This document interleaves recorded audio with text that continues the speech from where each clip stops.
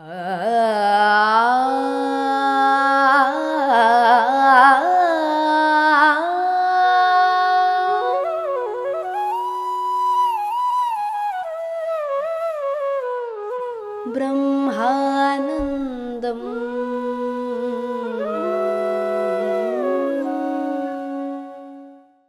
नमस्कार दोस्तों, ब्रह्मानंदम शो में एक बार आपका फिर स्वागत करती हूँ। A Thousand Seeds of Joy, Anand Cornish जी द्वारा रचित एक अद्भुत किताब। इस किताब से हम आपस में विवेक बांट रहे हैं दोस्तों। चक्रास एंड एलिमेंट्स, इस अध्याय से हम गुजर रहे हैं और पिछले एपिसोड के अंत में माँ हमें पहले चक्र के बारे में बहुत ही विस्तार पूर्वक समझा रही थी और माँ ने हमें बताया कि किस प्रकार अपने माँ से कनेक्शन रखकर हम इस पहले चक्र को प्रभावित कर सकते हैं। माँ ने हमें ये भी बताया कि किस प्रकार एक नवजात शिशु अपनी सुरक्षा के लिए अपनी माँ को ढूंढता है और जब वो कनेक्शन अपनी माँ से स्थापित करता है तो उसका पहला चक्र खुलने लगता है, क्योंकि पहला चक्र हमारे भय का प्रतीक है दोस्तों। और एक शिशु जब से गर्भ में रहता है तब से वो हर चीज के लिए, अपनी सुरक्षा के लिए अपनी माँ पर निर्भर करता है। और माँ ने हमें पिछले एपिसोड के अंत में ये भी बताया कि पहला चक्र में हमारी जो चॉइसेस रहती हैं, इस मनुष्य के भौतिक चॉइसेस वो बहुत ही सीमित रहती हैं। इसीलिए हमारे कर्म फल को बदलना या उस मार्ग में चीजों को तुरंत परिवर्तन करना थोड़ा समय लेता है। तो यहाँ पर आनंद कर्निश जी माँ से ये प्रश्न पूछ रहे हैं कि माँ, आप हमें विस्तार पूर्वक क्या समझा पाएंगी कि ऐसा क्यों हो रहा है पहला चक्र में। तो यहाँ पर माँ हमें समझा रही है दोस्तों कि अगर एक बच्चा पैदा होता है ऐसे भौतिक परिस्थितियों में जहाँ उसे बहुत ही कई भौतिक चैलेंजेस, ऐसे परिस्थितियों का सामना करना पड़े, तो उसके भौतिक परिस्थितियों को बदलना इतना आसान नहीं है। उस भौतिक परिस्थितियों को बदलने के लिए हमारे पास उतनी ज्यादा मार्ग नहीं है।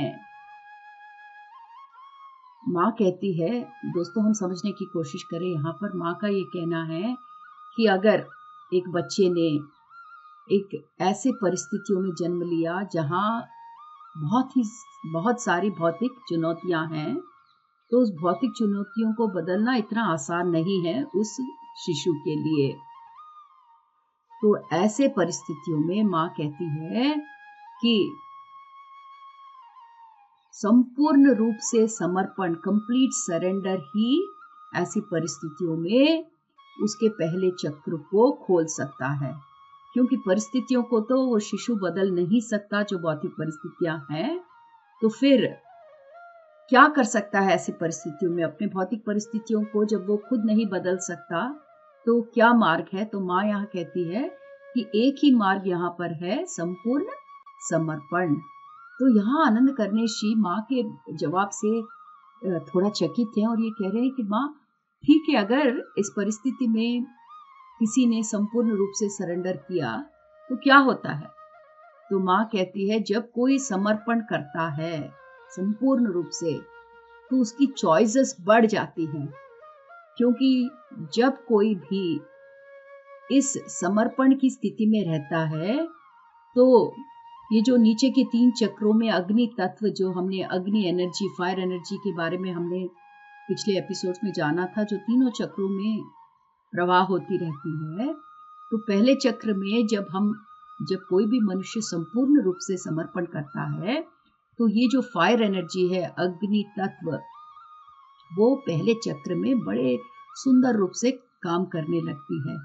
इस प्रकार माँ कहती है कि ये जो पहला चक्र है वो हमारे भूमि तत्व से, पंचभूतों में भूमि तत्व से जुड़ा हुआ है। तो यहाँ पर अग्नि तत्व इस भूमि तत्व के तह पर जाकर काम करने लगता है और हमारे कोई प्रयत्न की जरूरत नहीं, हमारे बिना कोई प्रयत्न किए हुए ही हमारे समर्पण की स्थिति से अग्नि तत्व भूमि तत्व के साथ काम करके सबको संतुलन में लेकर आ जाता है। और जैसा ही संतुलन आ जाता है, हमारे सामने कई चॉइसेस, कई पॉसिबिलिटीज आ जाती हैं और जैसे ही हमारे सामने कई पॉसिबिलिटीज, कई चॉइसेस आकर खड़ी होती है, तो धीरे धीरे ऊपर के चक्रों से भी जुड़ने का मार्ग हमारे सामने दिखने लगता है। दोस्तों, एक बार माँ ने जो शब्द प्रयोग किए, माँ ने जिस प्रकार हमें जवाब दिया, उसको एक बार समझने की कोशिश करते हैं। यहाँ पर माँ ने एक ऐसा उदाहरण दिया है जहाँ पर कोई ऐसे परिस्थितियों में जिनका जन्म हुआ है, जहाँ परिस्थितियाँ बहुत ही कठिन है, गरीबी है या कोई भी भौतिक रूप से परिस्थिति आप सोच सकते हैं। अगर किसी ने ऐसे परिस्थितियों में जन्म लिया है, तो वहाँ पर वो मानव कितना भी प्रयत्न करता है कि मैं गरीबी से बाहर आऊं, कितने भी प्रयत्न करे, बहुत ही मुश्किल हो जाता है, क्योंकि ये जो भौतिक परेशानियां हैं, जो भौतिक हार्डशिप्स है, वो हमारे पहले चक्र से जुड़ी हुई परिस्थितियां हैं। तो काफी बार हम अपने भौतिक परिस्थितियों से लड़ाई करते हैं ताकि हम उस पर विजय प्राप्त कर सके। माँ कहती है ऐसे परिस्थितियों में उन भौतिक कंडीशंस को चेंज करना बहुत मुश्किल है। तो सबसे इजी मार्ग है समर्पण।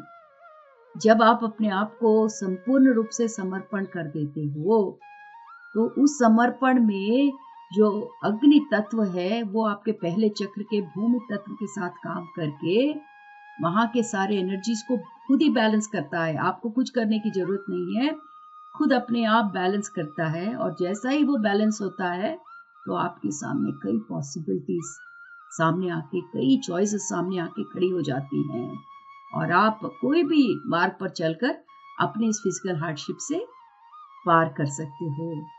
तो यहाँ पर आनंद कनिष्ठ जी को हम सब भी वही संदिग्ध में है दोस्तों। और आनंद कनिष्ठ जी हमारे लिए ये सारे प्रश्न माँ से पूछते हैं।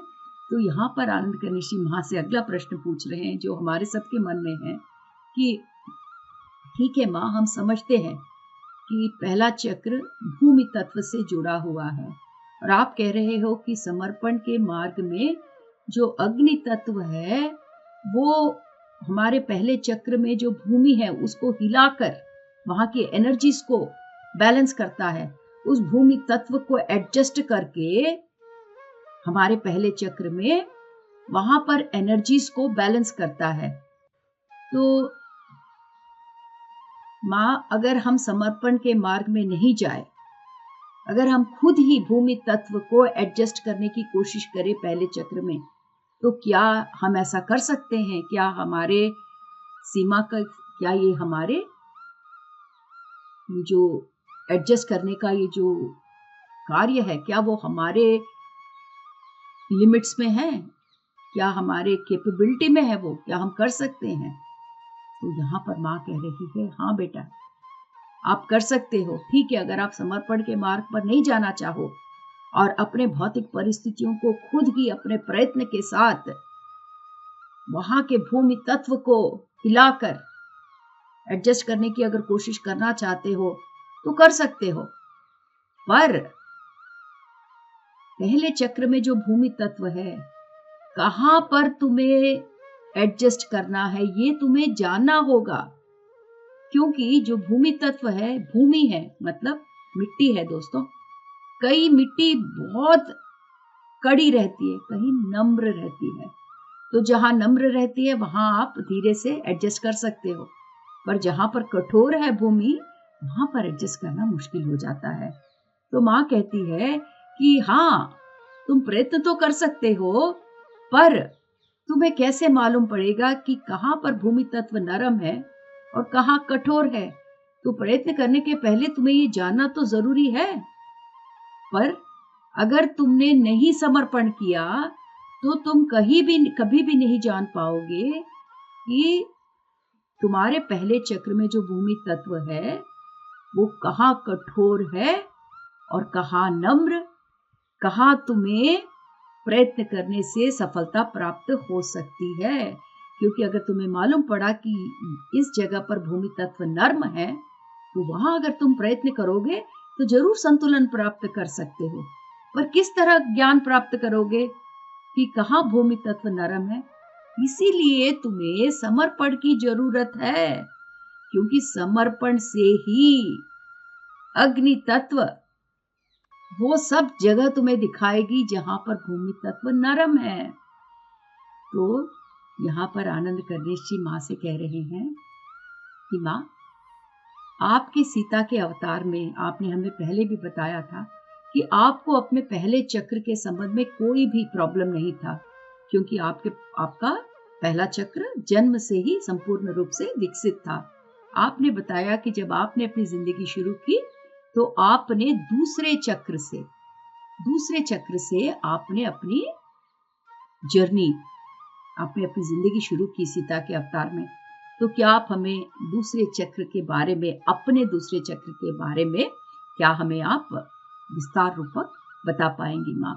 आपने पहले चक्र के बारे में हमें बहुत ही खूबसूरती से बताया, किस प्रकार पहला चक्र भूमि तत्व से जुड़ा रहता है और इस भूमि तत्व में हमारे चॉइसेस बहुत ही लिमिटेड रहती हैं, पर समर्पण के मार्ग पर जब हम चलते हैं तो हमारे सामने काफी चॉइसेस आकर खड़े हो जाते हैं, क्योंकि हमारे अंदर के अग्नि तत्व हमारे भूमि तत्व के साथ काम करके, वहां भूमि को एडजस्ट करके हमें वो सारे जगह दिखाता है पॉसिबिलिटीज के, चॉइसेस के रूप में, जहां पर अगर हम प्रयत्न करें तो आगे बढ़ सकते हैं। तो अब ऐसे ही हमें दूसरे चक्र के बारे में भी विस्तार पूर्वक बताइए। तो माँ कहती है कि बेटा, पहला चक्र जो है वो आपका भय, जैसा कि हमने सुना था कि दोस्तों पहला चक्र जो होता है वो हमारे सर्वाइवल फियर्स से जुड़ा रहता है, हमारी भौतिक सुरक्षाएं से जुड़ा रहता है, हमारे अंदर के डर से जुड़ा रहता है। पर माँ कहती है जो दूसरा चक्र है वो हमारे मनोभावनाओं से, इमोशंस से जुड़ा रहता है, हमारी लैंगिकता, हमारे सेक्सुअलिटी से जुड़ा रहता है। तो याद रखें दोस्तों, जो हमारा पहला चक्र है वो हमारे भय का प्रतीक है। जिस प्रकार हमारा भय हम दूर करते जाते हैं, हमारा चक्र धीरे धीरे खुलता जाता है। इसी प्रकार दूसरा चक्र हमारे इमोशंस और हमारे सेक्सुअलिटी, हमारी मनोभावनाएं और हमारे लैंगिकता से जुड़ा रहता है। माँ कहती है ये चक्र बहुत ही ब्राइट है और इसका रंग ऑरेंज कलर का है। ये बिल्कुल एक चमकता हुआ सूरज की तरह दिखता है ये चक्र। दोस्तों याद रखें, पहला चक्र का रंग था गहरा लाल और दूसरा चक्र है, माँ कहती है, ब्राइट ऑरेंज, और ये बिल्कुल एक चमकते सूरज की तरह दिखता है। अब हमें माँ दूसरे चक्र के बारे में विस्तार पूर्वक समझा रही है। माँ कहती है कि यहाँ पर जो एनर्जीज रहती हैं दूसरे चक्र में, वो बहुत ही इलेक्ट्रिक एनर्जीज की तरह बहुत ही स्ट्रांग रहती है। माँ कहती है कि जैसे आप देखते हो एक बड़ा तूफान आता है, उस तूफान में जो बिजलियां कौनती हैं, बिल्कुल इस प्रकार की बिजलियां इस चक्र में आप पा सकते हो। और इस चक्र के द्वारा आप बहुत ही सहज रूप से सहस्त्रार चक्र से संबंध स्थापित कर सकते हो। और सहस्त्रार चक्र क्या प्रतीक है दोस्तों? जब आप सहस्त्रार चक्र से संबंध स्थापित करते हो तो आप अपने आप में ब्रह्मानंद को प्राप्त करते हो, और ऐसे ब्रह्मानंद में जो भी चीज आप करते हो उसमें आप संपूर्णता प्राप्त करते हो। तो एक बार फिर समझ ले दोस्तों कि दूसरा चक्र जो है वो हमारे इमोशंस, हमारे सेक्सुअलिटी से संबंधित है, और ये चक्र ब्राइट ऑरेंज कलर में होता है, बिल्कुल चमकते हुए सूरज की तरह। और इस चक्र के द्वारा हम अपने सहस्त्रार चक्र से संबंध स्थापित कर सकते हैं, और सहस्त्रार चक्र से जो भी संबंध स्थापित कर पाता है वो हमेशा अपने अंदर ब्रह्मानंद की स्थिति को प्राप्त करता है। तो माँ कहती है कि इस दूसरे चक्र के बारे में और भी जानने की आवश्यकता है बेटा। जब आप किसी पौधे को छूते हो तो पौधे की जो नम्रता है, उसकी जो डेलिकेसी है, उसका जो सॉफ्टनेस है, उसको आप फील कर पाते हो। या फिर कभी आपने एक छोटे से जंतु को आपने ऐसे प्यार से सहलाया तो उसकी जो बाल होते हैं, उसकी नम्रता को आप जो फील कर पाते हो, ये जो सॉफ्टनेस को जो फील करते हो, वो सिर्फ हाथ की सॉफ्टनेस नहीं है, आपके मन में भी एक तरह की नम्रता होती है। एक पत्ते को छूकर, एक बाल वाले कुत्ते को जब आप सहलाते हो, या किसी भी बिल्ली को, कुत्ते को सहलाते हो, वो जो नम्रता होती है वो सिर्फ स्पर्श की नम्रता नहीं है, वो आपकी फीलिंग है, वो फीलिंग भी नम्र फीलिंग है। ये जो फीलिंग है वो आपके दूसरे चक्र से प्राप्त करते हो। तो यहाँ पर धीरे धीरे माँ हमें ये समझा रही है कि हमारे दूसरे चक्र में हम किस प्रकार हमारे इमोशंस और हमारे सेक्सुअलिटी के साथ कनेक्टेड रहते हैं। तो ये एक उदाहरण था कि जब आपने एक पत्ते को छुआ तो कितना नर्म पत्ता है। ये जो फीलिंग है जो आपके हाथों से आपके मन तक पहुंचता है, ये फीलिंग दूसरे चक्र से मनुष्य प्राप्त करता है। माँ कह रही है कि अगर आप पहले चक्र को देखो तो यहाँ पर हमने क्या सुना था कि पहले चक्र के द्वारा आप अपने पंचेंद्रियों के द्वारा बाहर से समाचार अपने अंदर तक लाते हो। मतलब क्या है दोस्तों, बाहर से समाचार अंदर तक लाने का मतलब क्या है? इसके पहले भी हमने एक बार जिक्र किया था, कुछ एपिसोड्स पहले, एक बार फिर सुनते हैं दोस्तों। हमारे 5 इंद्रियां मतलब क्या है दोस्तों? जो हमारे टेस्ट है, जहाँ से हम रुचि प्राप्त करते हैं, हमारी जीभ, नाक जहाँ से हम स्मेल हम सूंघते हैं, ये हमारा दूसरा पंचेंद्रिय है। आंख जहाँ से दृष्टि हम सब देखते हैं, ये हमारी तीसरी पंचेंद्रिय है। और सुनते हैं हमारे कान, ये हमारे चौथा पंचेंद्रिय है।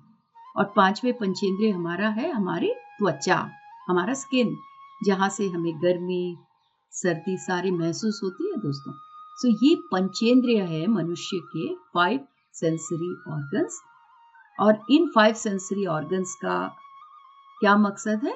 इन 5 सेंसरी ऑर्गन्स का मकसद ये है कि बाहर के इस भौतिक विश्व में से जो समाचार है हमारे अंदर तक आने का, ये 5 माध्यम है। टेस्ट के द्वारा, स्मेल के द्वारा, साइट के द्वारा, ध्वनि के द्वारा और त्वचा के महसूस करने फीलिंग के द्वारा।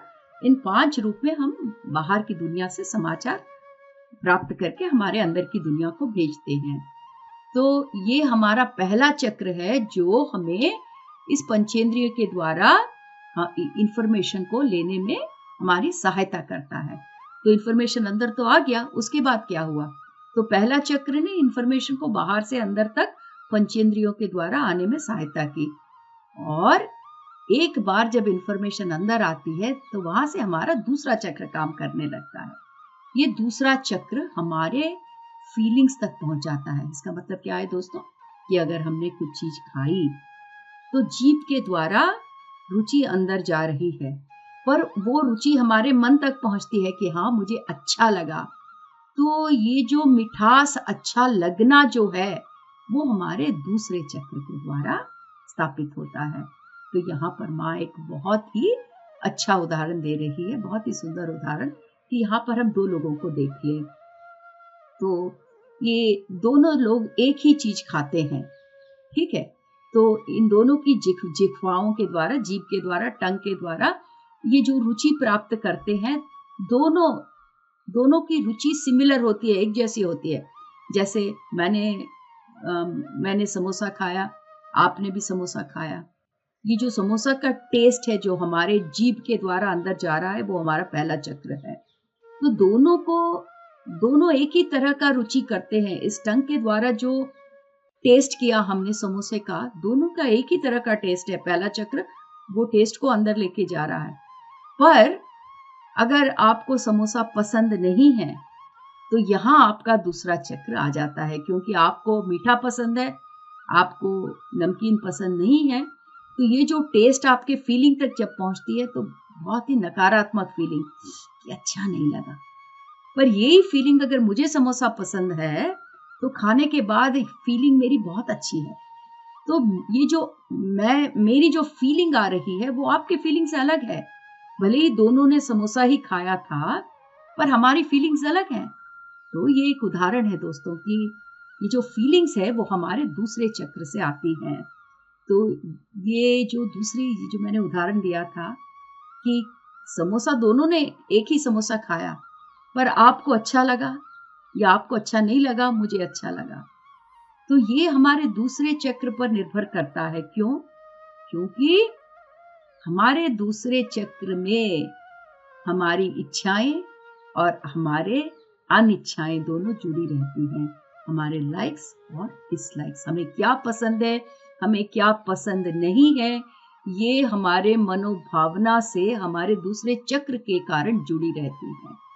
तो दोस्तों, जिंदगी में हम काफी लिस्ट बना लेते हैं, हम बड़े-बड़े लिस्ट बना लेते हैं कि ये चीजें मुझे पसंद है, ये चीजें मुझे नहीं पसंद है। यहाँ तो मैंने आपको खाने के बारे में बताया, एक भौतिक रूप से कोई चीज मैंने अपने मुंह के द्वारा अंदर ली। जैसे एक और भी उदाहरण ले लेते हैं कि मुझे मिठाइयाँ ज़्यादा पसंद नहीं है, आपको मिठाई बहुत पसंद है। हम दोनों ने लड्डू खाया तो हम दोनों ने एक ही चीज़, पर क्योंकि मुझे मीठा पसंद नहीं है, ये मेरी इच्छा नहीं है, मुझे अच्छा नहीं लगता, तो यहाँ मेरा दूसरा चक्र मेरे मन में अलग इमोशन पैदा करेगा। पर आपको अगर मीठा पसंद है तो आपके अंदर आपके लाइक्स और डिसलाइक्स के कारण दूसरा चक्र आपको अलग इमोशन देगा। तो जो इमोशंस हमारे मन में आती हैं वो हमारे दूसरे चक्र के कारण है। यहाँ मैं बता रही थी कि हमारी लिस्ट होती है कि हमें ये अच्छा लगता है, हमें वो अच्छा नहीं लगता, ऐसे हम लिस्ट बना लेते हैं। तो खाने की चीजें ही नहीं दोस्तों, अगर हम अपनी जिंदगी को देखें तो मुझे वो आदमी पसंद है, ये आदमी पसंद नहीं है, मुझे घर में ऐसे होना चाहिए, वैसा होना चाहिए, ये जो हम अपने लिस्ट बना लेते हैं ना दोस्तों, तो जब हम कहते हैं कि मुझे वो व्यक्ति पसंद नहीं है, तो जब भी हम उस व्यक्ति को देखते हैं तो हमारा दूसरा चक्र काम करने लगता है और वो हमारे इमोशंस को जोड़ता है। तो हमें कोई अगर पसंद नहीं है तो हमारा इमोशन कैसा होगा? बहुत ही बुरा होगा दोस्तों। तो ये जो हमारे लाइक्स और डिसलाइक्स, हमारी इच्छाएं और हमारी अनिच्छाओं की लिस्ट जो है, उसको हमारी मनोभावनाओं से हमारा दूसरा चक्र जोड़ता है। माँ कहती है कि ये जो हमारी मनोभावनाएं हैं वो कई चक्रों में हम महसूस कर सकते हैं, पर 99% इमोशंस हमारे दूसरे चक्र में ही उद्भव होती हैं, हमारे दूसरे चक्र से ही जागृत होती हैं। तो इसीलिए दूसरे चक्र में ही इमोशंस का महत्व के बारे में माँ हमें बता रही है।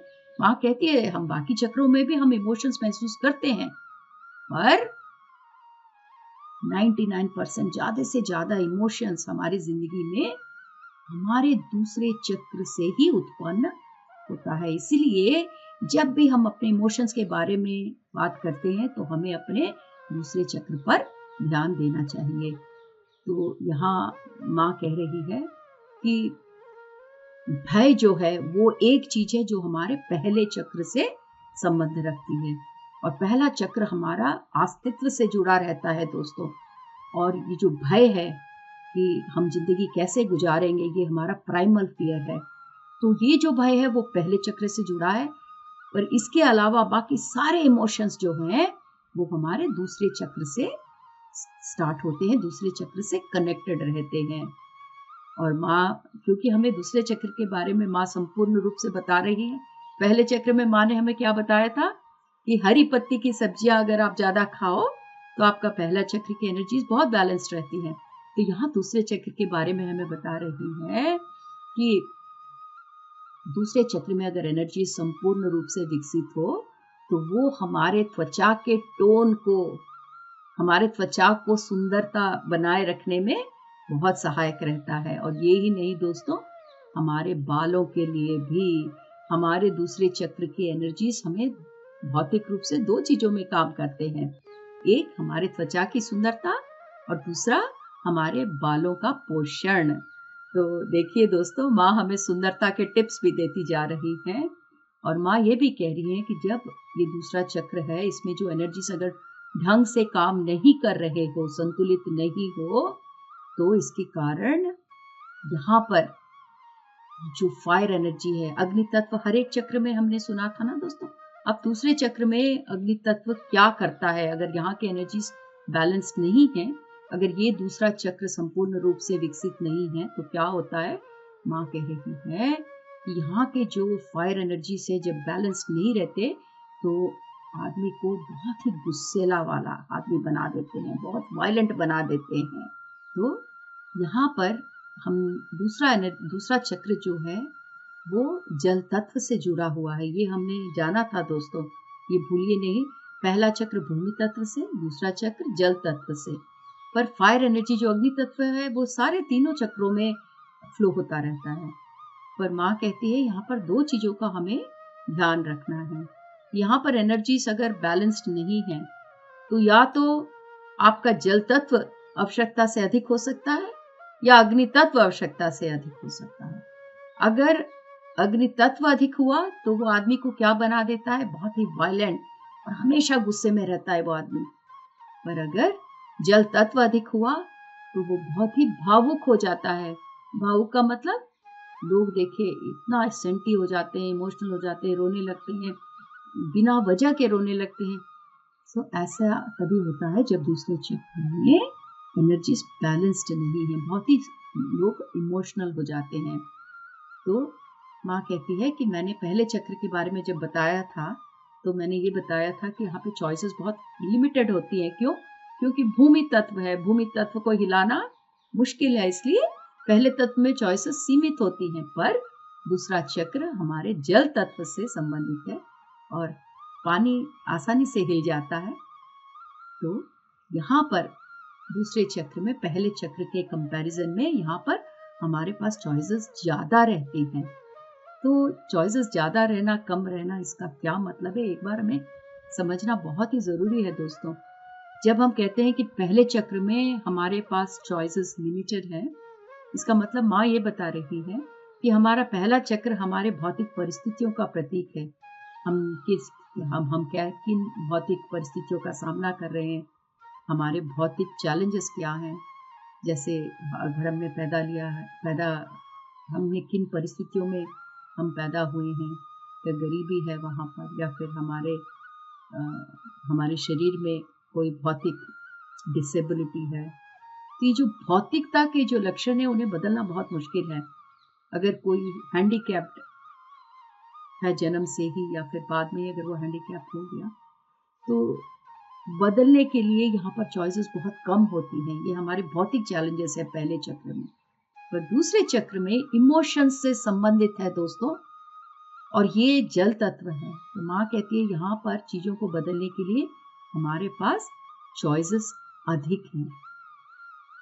ये चीज हमें विस्तार रूप से जानना है दोस्तों। इसलिए आनंद कर्निश जी हमारे लिए माँ से ये प्रश्न पूछ रहे हैं कि माँ क्या आप हमें विस्तार पूर्वक ये समझा पाएंगे कि पहले चक्र के तुलना में दूसरे चक्र में हमारे पास चॉइसेस क्यों अधिक है? क्या आप हमें इसे विस्तार पूर्वक समझा पाएंगे? तो दोस्तों अगले एपिसोड में माँ का जवाब हम विस्तार पूर्वक सुनेंगे। आज का एपिसोड हम यहीं समाप्त करते हैं। नमस्कार।